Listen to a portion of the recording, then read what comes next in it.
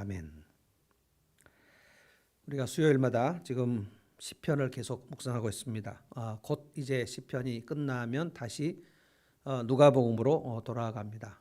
이제 3월 마지막 주는 고난주가 아니고요. 4월 첫째 주일이 이제 부활주일인데 그 시간들을 이제 대비하는 그 매일 성경 차례를 지금 보내고 있습니다. 오늘 시편 60편 견고한 성 에돔을 치라. 이스라엘 백성들에게 에돔이 정말로 그 무서운 나라였던 것 같습니다. 그것은 다윗 시대 얘기가 아니고요. 사울 시대 40년 그리고 그 사울 이전에 사사 시대는 400년. 그러니까 여호수아 이후에 이스라엘 백성들은 사사시대 이방 백성들에 의해서 참으로 많이 무력하고 힘이 없는 시간들을 많이 보냈는데 그때 시절을 다윗이 회고하는 그런 노래인 것 같습니다. 조금 해석하기가 어려운데요. 이 견고한 성 에돔을 지금 무찌를 수 없다 이런 것이 아닙니다. 왜냐하면 그 소제목을 여러분이 보시면 제가 한번 읽어보겠습니다. 다윗이 교훈하기 위하여 지은 믹담 인도자를 따라 수산 에돗에 맞춘 노래. 다윗이 아람 나하라임과 아람 소바와 싸우는 중에 요압이 돌아와 에돔을 소금 골짜기에서 쳐서 12,000명을 죽인 때에 에돔을 그 견고한 성 에돔을 쳐서 대승을 거둔 이후에 부른 찬송이에요. 그러니까 오늘 본문에 우리가 힘이 없다. 하나님이 우리를 흩으셨다. 우리를 버리셨다. 이것은 사울 시대를 얘기하는 겁니다. 오늘 에돔을 쳐서 무찌른 것은 그러니까 이스라엘 백성의 역사에서 대단히 좀 그 기억할 만한 승리인 것 같아요. 대승을 거두고 승전가로 부른 노래입니다. 이 시편 60편 이 역사적 배경은 사무엘하 8장. 이제 다윗이 사울을 피하여 쫓겨다니는 시간은 사무엘상 마지막으로 끝납니다. 사무엘상 31장에 사울이 죽고요. 그리고 나서 이제 사무엘하가 시작되는데 사무엘하는 사울이 죽은 다음에 곧바로 이스라엘의 12지파의 그 왕이 되지 못합니다. 다윗이 유다 한 지파만, 유다 지파는 이제 다윗의 그 친족이죠. 그래서 한 지파의 왕이 되었는데 사무엘하를 계속 우리가 읽어보면 한 지파의 왕으로 7년간 있다가 그리고 다윗이 30살의 왕이 됐거든요. 7년 동안 유다 지파의 왕으로 있다가 이제 사울의 남은 백성들, 그러니까 사울의 아들도 있었고 사울의 군대 장관도 있었고 그 11지파는 아직도 다윗에게 지금 그 마음을 주지 않고 있었던 시간. 그런데 점점 다윗에게 그 백성들이 신뢰를 보내고 존경을 보내는 그 기간, 다윗이 리더십을 점점 확보하는 그 시간이 7년 걸립니다. 그래서 30살에 유다 지파의 왕이 됐다가 37살에 드디어 12지파의 왕, 정말 대단한 그런 시간이 흘러갑니다. 그리고 나서 이제 다윗은 40년간 왕이 됩니다. 그런데 다윗이 왕이 된 이후에 사무엘하를 쭉 읽어보면 그러니까 사무엘하는 전체적으로 다윗이 왕이 되어서 어떻게 다윗 왕국이 그렇게 견고한 나라가 되었는가를 쭉 얘기하는 거예요. 근데 사울 때는 왜 그렇게 지리멸렬하고 그렇게 왜 힘이 없었는가? 다윗이 왕이 된 이후에는 왜 그렇게 이스라엘이 견고한 나라가 되었는가? 우리가 잘 생각해 보면 다윗이 왕이 되고 나서 맨 처음에 무엇을 했는가를 꼭 기억해야 됩니다. 다윗이 유다 지파의 왕이 되고 맨 처음 한 일이 뭐냐면 언약궤를 모셔오는 일이었어요. 언약궤가 이제 실로에 있었는데 그 사무엘상 서두에 보면은 언약궤를 블레셋에 빼앗기기도 하고 뭐 블레셋에서 오기도 하고 그래서 그 언약궤라는 것은 하나님의 임재의 상징이고 거기서 이제 예배를 드리는 곳인데 아직 지금 성전이 없기 때문에 거기가 이제 성소인데 언약궤를 모셔올 생각을 사울 왕은 단 한 번도 하지 않았습니다. 근데 다윗은 내가 왕이 되면 제일 먼저 언약궤를 모셔와야 되겠다. 그래서 사무엘하 쭉 보면 언약궤를 모셔오려고 하는데 처음에 그 수레에다가 언약궤를 모셔오는데 레위기 신명기에 보면 언약궤는 꼭 제사장들이 어깨에 메고 오도록 그 규칙이 딱 정해져 있는데 수레에 메고 수레에다가 그 언약궤를 태우고 오다가 수레가 막 흔들리고 그러니까 그 언약궤 책임자 우사가 그 언약궤를 또 붙잡고 이러다가 우사가 죽고 막 이런 일들이 생깁니다. 다윗이 굉장히 두려워하다가 두 번째로 언약궤를 모셔오는 그 장면. 그래서 다윗이 굉장히 기뻐하면서 하나님 앞에서 춤을 추고 그 옷이 벗겨질 정도로 춤을 추던 그 시간, 그게 이제 사무엘 하에 쭉 나옵니다. 그리고 나서 12지파의 왕이 되니까 이제 7년 후에 왕이 되고 유다 지파 전체의 왕이 되고 난 다음에 다윗이 다윗성을 예루살렘의 높은 곳에 세웁니다. 굉장히 예쁜 백향목 아주 깨끗하고 멋진 그 다윗성을 예루살렘 아주 높은 곳에 세우요.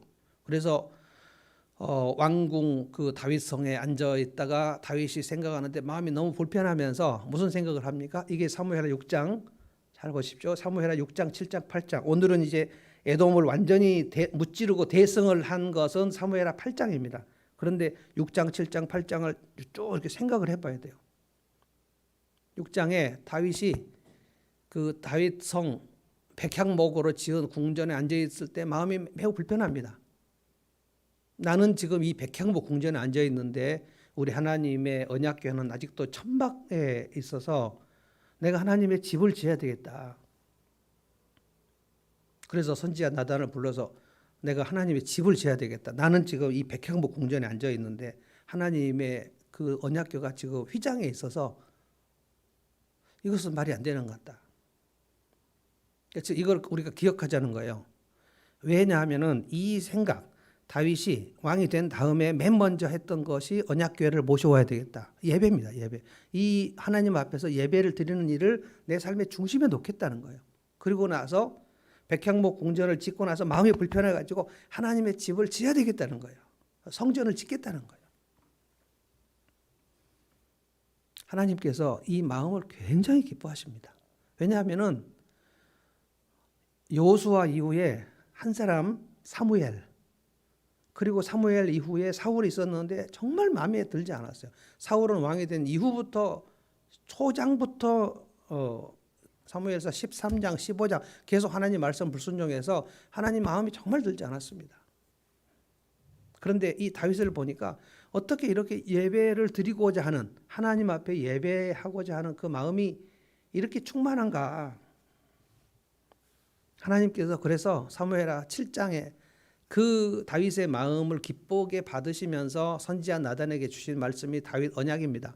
다윗 언약. 그러니까 사무엘하 6장은 그 언약궤를 모셔오고 예배를 드리고 하는 거고, 7장은 내가 하나님의 집을 짓겠다는 거고, 하나님께서 나단 선지자에게 네가 내 집을 정말 짓겠느냐? 아니다. 너는 집을 짓지 말고 네 아들 솔로몬 때 집을 짓는다. 그런데 내가 너하고 언약을 맺겠다.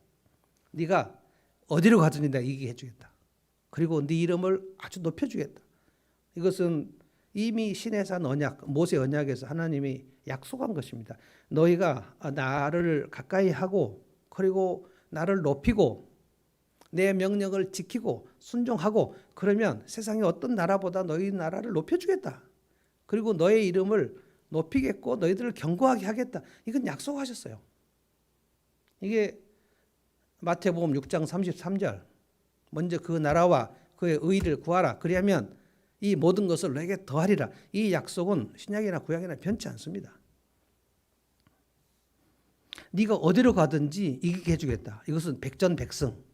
그래서 오늘 제가 이 말씀을 오늘 말씀 묵상하다가 제목은 견고한 성 에돔을 치라 이거였는데 또 하나 소제목은 백전백승의 법칙. 그래서 여러분 단톡방에다가 제가 그 제목을 백전백승의 법칙이라고 썼습니다. 어디로 가든지 이기는 그 길을 하나님께서 알려주신다는 거예요. 그래서 다윗이 그 하나님의 축복의 언약, 이것이 다윗 언약이거든요. 예수님께서 오셔서 다윗보다 큰 이가 인자가 여기 있다라고 얘기하셨으니까 우리는 다윗 언약보다 큰 새 언약 백성들이어서 우리가 이 다윗 언약에 하나님 약속한 것을 내 것으로 아멘으로 받으면 우리 인생에 하나님께 주시는 그 승리와 평강과 축복의 약속이 있는 겁니다. 뭐냐? 네가 어디로 가든지 내가 너와 함께 하겠고 내가 너를 지키겠고 네 이름을 높이겠고 이 약속을 계속 해주시는데 다윗이 이 얘기를 듣고 정신을 차릴 수가 없었어요. 너무 그 황송하고 감개해가지고 하나님 앞에 엎드려서 그때 아마 선지자 나단을 통해서 이 얘기를 들었을 것 같은데 듣고 하나님 내가 누구이기에 하나님께서 이렇게 나를 높여주십니까? 내 집이 무엇이고 한데 이렇게까지 해주십니까? 저는 아무것도 아니었고 나는 아버지가 버린 것 같이 실제로 시편에 내 아비는 나를 버렸으나 이런 말씀이 나오거든요. 아버지의 8째 아들이었는데 사무엘 선지자가 왔을 때 그 다윗은 아예 사무엘 선지자 앞에 놓지도 않고 그냥 들판에 양치러 보낼 정도로 아버지는 다윗을 마음에 들어하지 않았습니다. 아버지 인정을 받지 못한 아들. 그런데 하나님께서 다윗을 인정해 주셔. 너는 내 마음이 합하다 그랬잖아요. 그래서 다윗이 하나님께 막 그렇게 막 그 감사하고 막 황송해하는 게 사무엘하 7장입니다. 그러니까 예배, 언약궤 모셔오려고 하고 그리고 하나님의 집을 지으려고 하고 이 무엇인가 하나님을 향하여 무엇인가 앞으로 나가려는 그 마음. 지금 하나님의 성전을 지금 짓지도 않았어요. 근데 하나님은 그 중심을 보시죠. 중심을. 너무 기뻐하시면서 너가 어디로 가든지 이기게 해주겠다. 하나님이 함께 하시겠다는 거예요. 자, 그 약속을 받고 나서 사무엘하 8장 읽어보면 정말 놀랍습니다. 사무엘하 8장은 백전백승이에요. 우리가 사무엘하 8장을 좀 읽어보면 좋겠지만 이제 시간이 없으니까 제가 설명할게요. 아, 이 정도로 하나님께서 다윗에게 연전연승을 하게 하셨구나. 그러니까 아예 그 주변 나라들이 다윗 왕국에 그 범접을 할 수 없었습니다. 맨 먼저 블레셋을 쳤습니다. 여러분 블레셋을 쳤다는 것은 사울 왕 40년 블레셋 40년 동안 블레셋은 참 난공불락이었어요. 너무나 크고 두려운 민족이 블레셋입니다. 블레셋은 원래 가나안 족속들이거든요. 맨 먼저 블레셋을 초토화시켰어요. 하나님께서 함께 하시면 다윗의 군대가 갈 때 하나님의 군대가 먼저 가는 거거든요. 그 다음에 모압을 초토화시킵니다. 사무엘하 8장은 계속 이겼다. 그리고 거기에 수비대를 두었다. 그 다음에 아람은 여러 가지 그 부족으로 나누어져서 소바라고도 하고 다메섹이라고도 하고 하맛이라고도 하는데 전부 그게 아람입니다. 아람. 지금 시리아, 지금도 시리아라는 나라가 있죠. 거기 IS가 지금 주둔하고 있는 곳 시리아입니다. 이스라엘 지리에서 북동쪽, 우리로 말하면 우리 한반도로 말하면 블라디보스톡 정도에 해당되는 그 지역입니다. 아람, 하맛, 하닷 에셀, 소바 이쪽이 다. 그러니까 블레셋, 모압, 암몬, 아람 그리고 이제 나머지가 에돔이 맨 마지막에 있어요. 이거 엄청난 겁니다, 여러분. 이러한 사무엘하의 이런 역사, 승리의 역사는 여호수아 이후 처음이에요. 여호수아 이후에 사사시대가 400년인데 이렇게 연전연승을 해본 적이 없습니다. 그러니까 여호수아 이후에 다윗 같은 사람이 처음 나왔다는 뜻입니다. 500년 만에 나온 말이에요. 500년 만에. 물론 사사들이 있었습니다만 여러분 제일 먼저 사사 그 온니엘이 있었을 때 온니엘이 나오기 전에 메소포타미아는 지금 바벨론 이라크 쪽 사람들인데 그들이 쳐들어와 가지고 8년 동안 아주 심하게 이스라엘을 압제했습니다. 그러니까 그 식민지. 그다음에 온니엘이 일어났는데 이스라엘이 또 타락하니까 그다음에 모압 왕 에글론 모압의 엄청난 지배를 받습니다. 18년 동안. 우리나라 뭐 식민지 36년 메소포타미아가 8년 지배하고요. 그 다음에 모압이 18년 지배하고요. 그 다음에 가나안 왕 야빈, 그 시스라 뭐 이런 내용이 좀 나오는 20년, 가나안 왕 야빈에게 20년 동안 압제를 받습니다. 그다음에 그 이름도 유명한 기드온이 나오기 직전에 미디안은 아무것도 아닌 족속인데 이스라엘이 하나님 앞 불순종하면 하나님이 이스라엘을 미약하게 하셔요. 무력하게 하셔요. 무력감, 힘이 없어요. 다 흩어져 버려요. 그래서 미디안에게 7년 동안, 그런데 하나님께서 기드온을 보내주셨을 때 기드온이 감히 미디안을 쳐서 이길 수 있다? 엄두를 내지 못하고 벌벌 떨고 있어요. 주님, 저는 못합니다. 그래서 하나님께서 여러 번 기드온에게 확신을 주셔가지고 미디안을 쳤죠. 그 다음에 암몬에게 또 18년, 우리가 아는 입다라는 사사가 나와서 암몬을 쳐서 한번 이겼습니다. 그 다음에 가장 무서운 족속이 블레셋입니다. 그 블레셋은 삼손에게 하나님이 쳐서 멸하라고 하셨는데 삼손이 그걸 하지 못했어요. 그래서 삼손 이후에 사무엘이 나왔을 때도 결국 블레셋 족속, 언약궤도 블레셋 족속한테 뺏겼죠. 그리고 사울 시대까지 또 블레셋 장수 골리앗이 그렇게 막 고래고래 소리를 지면서 나와 함께 싸울 사람이 없느냐라고 얘기할 때 사울이 벌벌 떨면서 나가지 못했습니다. 그러니까 지금 오늘 시편 60편에 1절, 2절, 3절을 읽어보면 이게 사울 시대에 얼마나 무력하고 힘이 없었는가를 지금 다윗이 예전의 사울 시대를 회고하는 겁니다. 이스라엘은 어떻게 하면 무력한 상태가 되는가? 우리 인생에서 어떻게 하면 이렇게 힘이 없고 미약하고 흩어지는가를 생각을 하시면 돼요. 그래서 1절, 2절, 3절에 보면 하나님이여 우리를 버리셨고 흩으셨고 분노하셨는데 우리를 회복시키소서. 주께서 땅을 진동시키시사 갈라지게 하셨사오니, 그러니까 하나님이 우리를 버리셨다, 하나님이 우리를 흩으셨다, 땅이 갈라지고 진동했다. 이거는 지진이 났다는 얘기입니다. 지금 3절에 보면 주께서 주의 백성에게 어려움을 보이시고 아주 난관이 있도록 만드셨다는 거예요. 그리고 비틀거리게 하는 포도주를 우리에게 마시게 했나이다. 흩으셨고요, 버리셨고요, 흔들리고요, 비틀거리고요, 인생이 막 그렇게 되어버렸다는 거예요. 여러분, 이스라엘은 그렇게 될 수가 없는 나라예요. 여호수아 때 어떻게 했는지 우리는 기억합니다. 여리고성을 어떻게 무찔렀는지 기억합니다.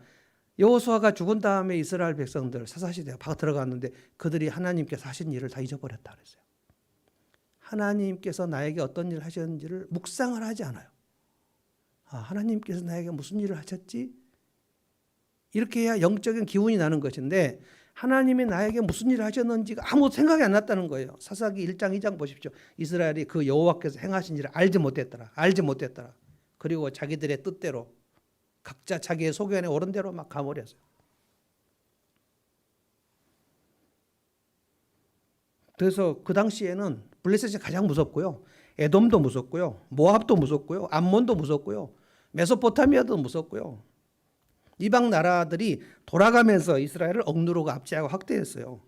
이스라엘은 주변 나라에게 꼼짝을 하지 못했습니다. 그렇게 힘이 없고 흩어지고 비틀거리고 왜 그랬는가? 여러분 잘 생각해 보십시오. 다윗 시대는 왜 그렇게 견고하게 됐고 사울 시대는 왜 그렇게 힘이 없고 흩어지고 무력했는가를 생각해 보셔야 돼요.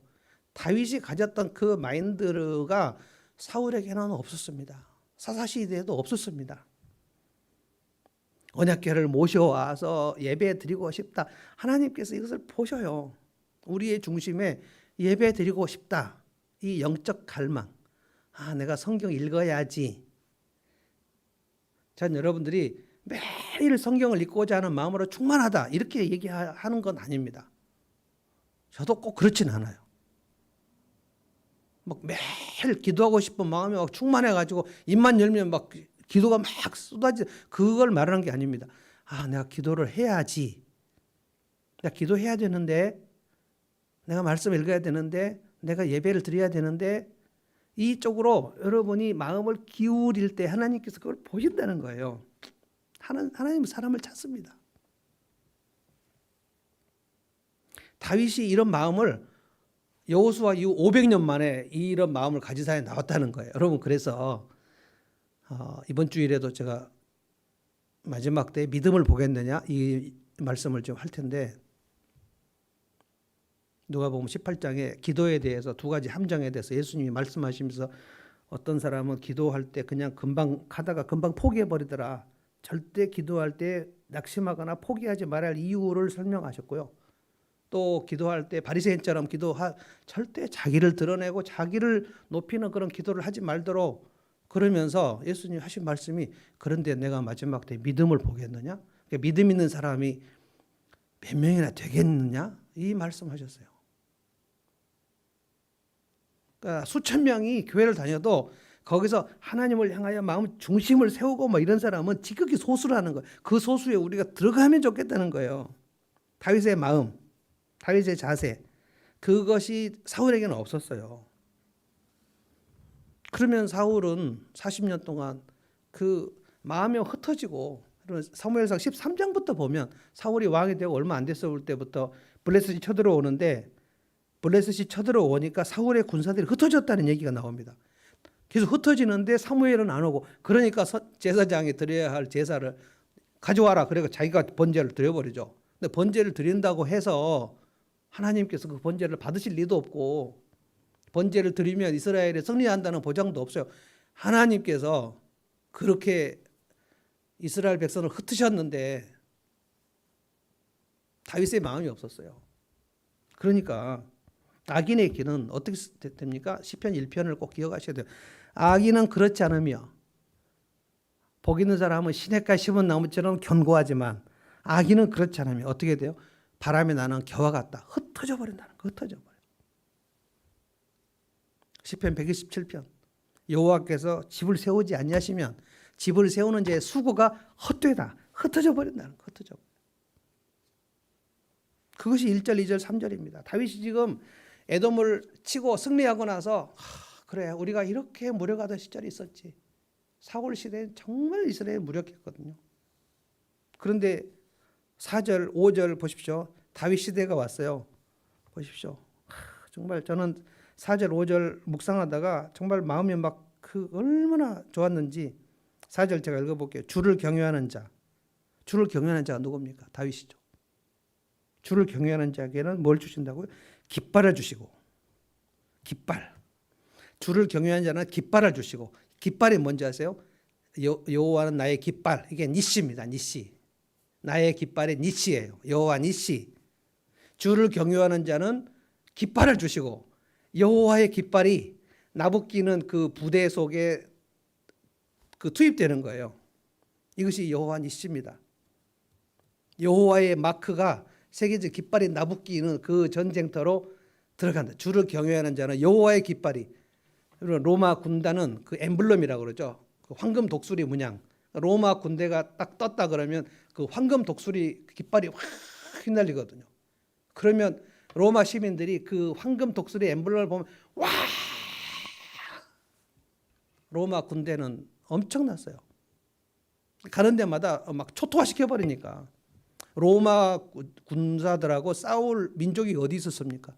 그러니까 이 황금 독수리 문양 그 깃발이 나부끼면 주변 나라들이 막 벌벌 떠는 그런 건데 지금 여기는 여호와의 깃발이 나부끼 주를 경외하는 자에게는 깃발을 주신다. 그 진리의 깃발을 달고 출정하는 그 군대는 여호와의 군대죠. 그러면 이제 승리가 보장돼요. 5절은 뭡니까? 주께서 사랑하시는 자를 건지시게 하여 주의 오른손으로 구원하시고. 여러분 성경에 주의 왼손은 없습니다.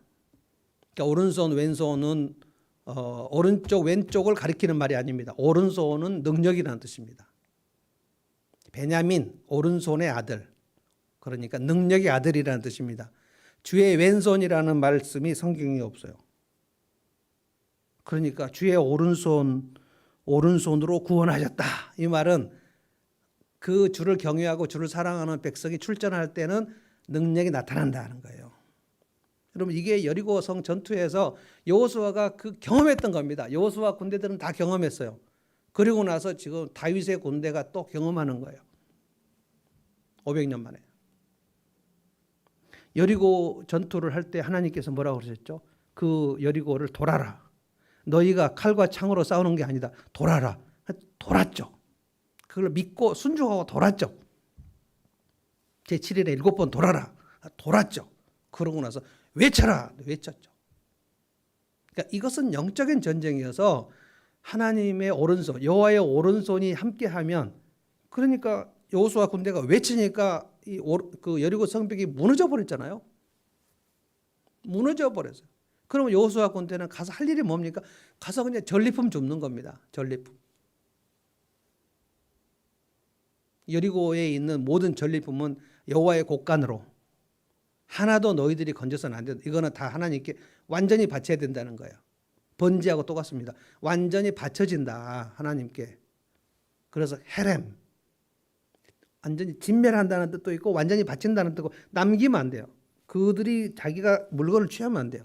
그런데 아간이 그 물건 취했다가 완전히 그 몰살되지 않았습니까? 주의 깃발, 이건 여호와 니시, 주의 오른손, 이건 여호와의 능력. 여기 이 깃발이 흔들리고 여호와의 오른손이 출전하면 여호와의 군대가 출정하는 것이거든요. 그러면 그냥 다윗의 군대는 가기만 하면 그 적군들이 원수들이 막 쓰러져. 자기들이 자중질환이 일어납니다. 굉장히 성경에는 그런 얘기가 많이 나옵니다. 이스라엘이 출전할 때 하나님께서 함께 하시는 전쟁에는 그들이 가는데 적군들이 자기들끼리 서로 칼로 찌르고 그리고 여호와께서 우박을 내려서 멸하시고 이런 일들이 많아요. 그래서 다윗의 군대는 이걸 알아요. 우리가 믿음으로 나가기만 하면 그러면 여호와의 깃발, 여호와께서 싸우시는구나. 이것을 알아요. 이걸 경험해야 돼, 경험. 6절에 하나님 뭐라고 말씀하시죠? 세겜, 숫곳, 길르앗, 므낫세, 에브라임, 이거 다 이스라엘 지리를 지금 얘기합니다. 이스라엘 영토 다 내 것이다.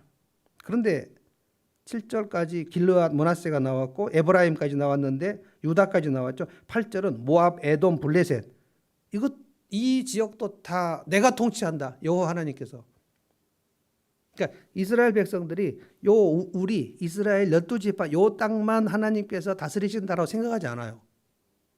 다윗 왕국의 백성들은 우리 이스라엘의 하나님이시기도 하고 이 열방을 다스리는 온 땅의 하나님이시다. 이것을 이스라엘 백성들 알아요. 지금 다윗의 백성들은 다 알아요.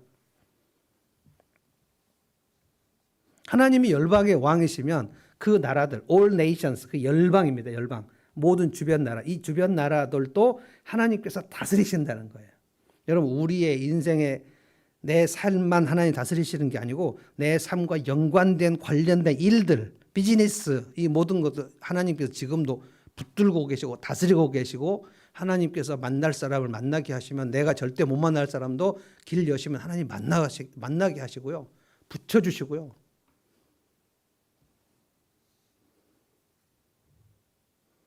그래서 하나님을 왕으로 삼으면 하나님께서 다스리시는 그 나라, 다윗은 그래서 하나님이 나의 왕이시라고 생각하기 때문에 다윗도 열방의 나라, 왕 중의 왕, king of kings, 이게 예수 그리스도께서 왕이 되시는 그 비밀이거든요. 자기 인생의 주변, 자기 그 이스라엘 나라의 주변 나라를 다 제압해요. 그 인생에 힘없이 무력하거나 미약한 영역이 없어요. 모든 부분이 다 든든하게 세워지는 거예요. 이것이 샬롬입니다. 그런데 이제 9절 10절 보면 또 다윗이 사울 시대 옛날에 이스라엘이 무력하고 힘이 없었을 때를 회고합니다. 이건 아마도 사울이 얘기했을 가능성이 많아요. 누가 나를 이끌어 견고한 성에 들이며, 이 견고한 성이 에돔이거든요. 에돔이 너무너무 크고 무서운 그 난공불락의 성이어서 저 에돔 성을 내가 한번 정복해 봤으면, 그런데 꿈에도 그리는 에돔 성을 사울은 정복할 수 없어요. 누가 나를 저 에돔 성에, 견고한 성에 나를 들여줄 것인가? 누가 들여다줘요? 블레셋이 쳐들어왔을 때 골리앗이 막 고래고래 소리를 치면서 나와 함께 싸울 사람이 없느냐 할 때 왕이 나가야 되는데 왕이 안 나가고 뭐라 그랬죠? 누가 나를 위하여 저 블레셋 장수하고 나가서 싸우겠느냐? 아무도 안 나가니까 상금을 걸었죠. 나가서 블레셋 골리앗 저놈을 쓰러뜨리는 사람은 내가 내 딸을 주겠다. 왕의 사유가 되는 거죠. 그래도 나갈 사람이 없었어요. 다윗이 나갔죠. 다윗은 칼과 창과 단창으로 나가지 않았어요. 그럴 힘도 없었고 사울이 자기 갑옷을 주려고 그랬는데 그 갑옷을 지탱도 할 수 없었어요. 근데 골리앗이 볼 때는 진짜 애기가 새파란 애가 나와가지고 하니까 골리앗이 얼마나 비웃으면서 네가 나를 지금 무슨 개 치는 뭐 나무떼기 가지고 나왔냐라고 막 비웃었죠. 다윗이 뭐라고 그랬죠? 나는 너와 같이 칼과 창과 단창이 없다. 근데 나는 만군의 여호와 이름으로 나간다. 다윗은 여호와 니시, 하나님이 나의 왕이시면 내가 출전할 때 하나님이 나와 함께 가시고 하나님이 내 앞서 가시고, 이걸 알고 있어요. 예전부터 알고 있었어요. 계속 믿음이 누적되고 있습니다. 이게 여호와 니시. 그러니까 다윗에게는 에돔 따위가 하나도 무섭지 않았는데, 사울은 정말 에돔성, 저 견고한 에돔성을 한 번이라도 가보면 좋았을 것이다. 여러분, 다윗성이 어디에 있었습니까? 예루살렘이죠. 예루살렘이 가나안 족속, 여부수 족속이 살고 있었습니다. 언제부터 살고 있었냐? 사사시대부터 여부수 족속이 살고 있었어요. 그 산간 지방을 유다 족속이 올라가려고 그러는데 너무 그 철병거가 많고 산이 높아가지고 감히 올라가지 못했어요. 그런데 다윗이 여부수 족속을 처부수로 올라가겠다고 할 때 여부수 족속이 뭐라고 했는지 아세요? 산 위에서, 야, 너희들이 이 산지를 오겠다고 우리 중에 그 장애자들, 뭐 절뚝발이라도 너희들하고 싸우면 우리가 이길 수 있겠다. 한 번도 이스라엘이 이 예루살렘 산지를 공격을 못했습니다. 근데 다윗이 단번에 점령해 버렸거든요. 뭘까요? 그거는 다윗은 왜 단번에 점령을 해버렸을까요? 다윗이 올라갈 때 무슨 초능력이 있었을까요? 여호와 하나님의 능력, 여호와 니시.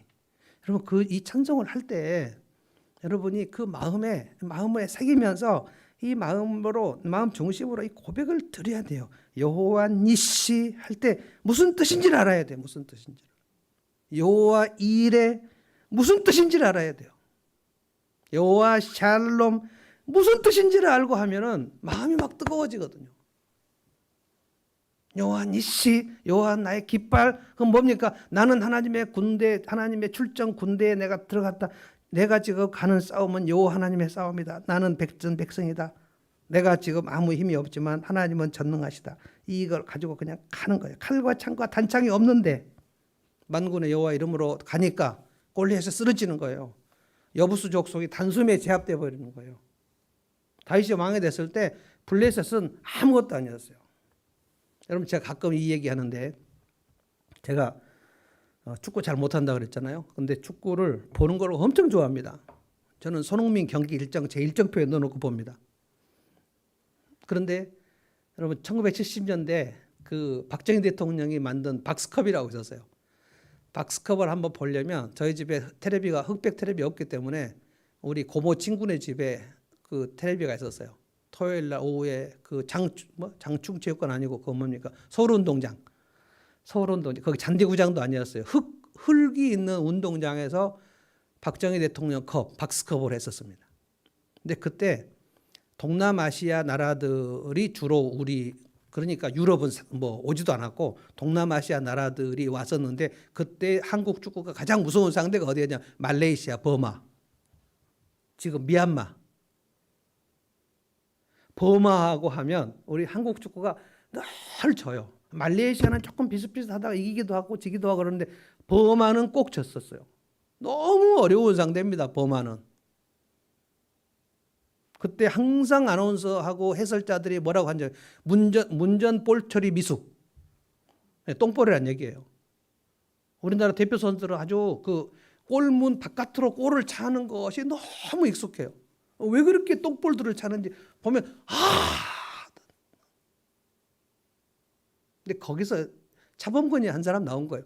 엄청난 겁니다. 이거는 차범근이 가서 서독 분데스리가에서 막 차범을 일으켰을 때 대한민국에서는 한 번도 그런 선수가 나온 적이 없어요. 거의 한국 축구의 다윗 같은 사람이에요.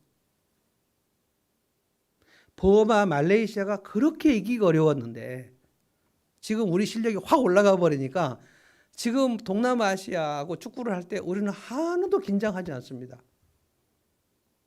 우리가 일본이 진짜 어려웠고, 옛날에 뭐 일본 제품 뭐 소니나 뭐 닛산 뭐 이런 거 뭐 카메라나 자동차 도요타 보면 그때 저희 아버지는 일제라고 하고 일산이라고 그랬어요. 미제 일산. 그러면 진짜 좋은 거거든요. 야, 일본 제품 우리가 그 갖고 있으면 막 굉장히 자랑스럽고. 근데 우리 2년 전인가 제가 일본 동경 갔는데 일본에 가서 뭘 사고 싶은 제품이 없어요. 그만큼 바뀌었습니다. 그러니까 그만큼 그 나라의 힘이 올라가면 그때 그렇게 동경이 되고 높이 보였던 나라들이 별거 아니구나. 일본은 지금 별거 아닙니다. 지금 굉장히 우리나라를 뭐 괴롭히고 압제하고 그랬는데 우리가 확 올라가 버렸어요. 지금 한국 축구도 올라갔고 많이 올라갔어요. 희한한 나라예요. 지금 우리나라는 안 되는 것도 없고 되는 것도 없고. 지금 무슨 뜻입니까? 지금 사울 시대에는 블레셋과 에돔이 그렇게 어려운 상대였는데 다윗 시대는 왜 그렇게 하나도 어렵지 않은 상대가 되어버렸는가? 이 비결을 우리가 오늘 깨닫자는 거예요. 그 비결은 한 가지밖에 없단 말이에요. 다윗이 가졌던 마인드, 언약궤를 모셔와야 돼. 하나님께 살아계시고 하나님께서 전능하신 하나님이라면 그 하나님을 높이고자 하는 그 사람을 하나님께서 어떻게 복을 주시는지 다윗 왕국을 보면서 우리는 깨달아야 된단 말이에요. 전 그래서 여러분이 뭐 바빠서 직장에서 일하다가 지금 뭐 일 중에 새벽 예배를 오라고 하시는 게 아니고요. 퇴근했고 그리고 집에서 쉬고 있으면 예배를 드리자는 거예요. 드라마 바이블을 들어보자는 거예요. 주목사가 하는 음성 파일 묵상을 들어보자는 거예요. 그리고 여러분이 말씀을 좀 기울여 보자는 거예요. 제가 우리 미스바 청년들에 그랬습니다. 드라마 바이블 30분 다 듣기가 어려우면 시편 하나라도 좀 들어라. 그리고 그 증거로 시편에 있는 귀절 하나만이라도 하늘문 단톡방에 올려라. 그거라도 해야 되겠다 라고 하나님께 몸을 기울이는 사람과 그거 하면 뭐해. 성경 읽으면 뭐 하겠어. 성경 들어도 잘 모르겠어요. 그러니까 안 읽을래요. 하나님께서 중심을 보신다니까요. 중심을. 성경을 다 8장을 다 이해하라는 말이 아니에요. 어떻게 성경 8장을 쭉 들었는데 다 이해가 합니까? 그렇게 하라는 게 아니고 내가 하나님 말씀을 내가 사모해야 되겠다 하는 그 중심, 마음을 실으라는 거예요. 마음을. 이것이 언약궤를 가져오는 다윗의 마음. 내가 하나님의 집을 지어야 되겠다는 다윗의 마음. 사무엘하 6장, 사무엘하 7장. 이것을 하나님이 받으시면 하나님께서 너무 기뻐하셔서, 왜냐하면 그런 사람이 많지 않으니까. 내가 너를 어디로 가든지 이기게 해주겠고, 내가 너를 높여주겠고, 내가 너를 지키겠고, 내가 너 앞서 나가겠고, 너와 함께 가겠고. 이 연전연승을 사무엘하 8장, 오늘 시편 이 60편을 읽어보면서 깨닫는 것은 딱 한 가지예요. 다윗은 하나님을 높이려는 마음이 있었구나. 그래서 하나님께서 다윗을 높여주셨구나. 어떻게 다윗이 백전백승을 할 수 있었는가? 12절을 한번 읽어봅니다. 우리가 하나님을 의지하고 용감하게 행하리니, 하나님을 의지하면 그 마음이 담대해져요. 용감하게 행하리니 그는 우리의 대적을 밟으실 이심이로다. 이것은 이미 다윗이 승전을 한 다음에 지금 부른 찬송입니다. 하나님께서 다윗의 대적을 밟으신다는 것은 다윗이 그의 대적을 발로 밟았다는 뜻입니다. 이제 다윗의 주변에 넘보는 나라가 없어요. 엄청납니다. 그런데 여러분, 예수님께서 인자는 다윗보다 크다라고 얘기하면서 내가 하나님의 나라를 세우고 너희들이 내 안에 들어오면 너희들은 백전백승이다. 이것을 기억해야 돼요. 우리 인생에 여러 가지 일들이 언제 흩어지고 미약하고 힘이 없게 되는가를 잘 생각해 보십시오. 사울처럼 삶은 그렇게 됩니다. 하나님에 대한 예배할 마음이 없고 하나님을 높이려는 마음이 없고 하나님을 나의 왕으로 모시려는 마음이 없으면 우리의 삶은 하나님께서 흩으십니다. 사울을 흩으셨거든요. 사울은 진짜 아까운 게 요나단입니다. 하나님께서 사울의 집을 흩으셔야 되기 때문에 다윗의 집을 세우셔야 되기 때문에 하나님께서 요나단까지도 그날 죽이셨어요. 흩으십니다. 그런데 하나님을 높이고 왕으로 삼고 하나님, 내가 하나님께 가까이 가겠습니다. 중심으로 하나님께 언약궤를 막 모시고 언약궤를 모시오는 일이 막 기쁘고 그래서 막 하나님 앞에 춤을 추고 그리고 하나님의 집을 짓고자 하고 이러면 하나님께서 내가 너와 함께 하겠고 네가 출전할 때 내 깃발이 여호와 니시가 갈 거고 그리고 나의 오른손으로 너를 붙들 거고 그러면 이제 백전백승이 되는 거예요. 다윗의 마인드로 세팅하면 하나님께서 우리의 길들을 여시고 우리의 대적들을 물리치게 하신다는 거예요. 그래서 내 영혼이 깨어있는 것이 무엇보다 중요하다. 우리 찬송 한번 다시 해봅시다. 전에 안 했나? 요거 한번 할까요? 오직 주로 인해 한번 하고 왕이신 나의 하나님 한번 찬송하고 끝내겠습니다. 오직 주로 인해 영광 드리네 여호와 이레 여호와 니시 여호와 샬롬 뜻을 생각하면서 한번 하나님께 드려보자는 거예요. 한번 찬송해 보겠습니다.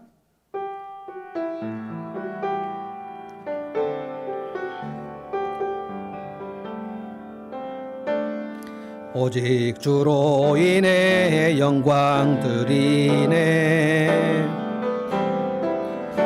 오직 주로 인해 찬양하네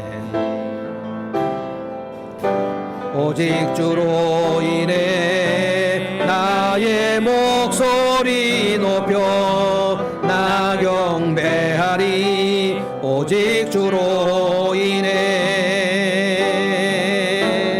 나 경배하리 오직 주로 인해 영광 드리네 오직 주로 인해 영광 드리네 오직 주로 인해 찬양하네 오직 주로 인해 나의 목소리 높여 나 경배하리 오직 주로 인해 나 경배하리 오직 주로 인해 여호와 이레 날 채우시네 여호와 니시 승리로 날 이끄시네 여호와 샬롬 평화의 왕 나 경배하리 오직 주로 인해 여호와 이레 다시 한번 여호와 이레 날 채우시네 여호와 니시 승리로 날 이끄시 여호와 샬롬 영광의 왕 나 경배하리 오직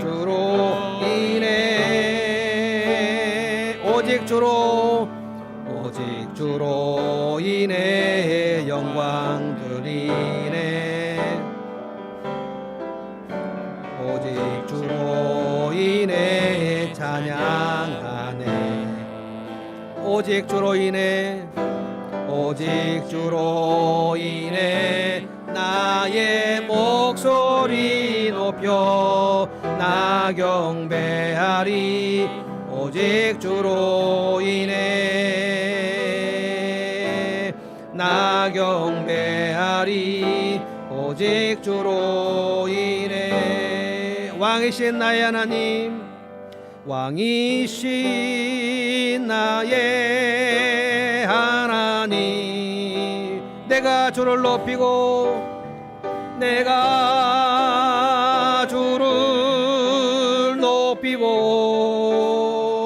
영원히 주의 이름을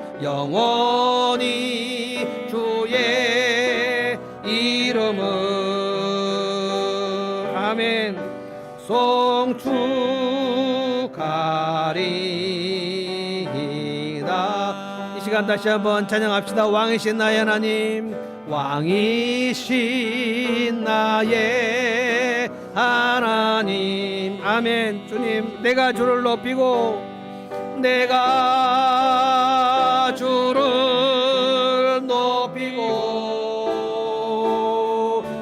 영원히 주의 이름을 영원히 주의 이름을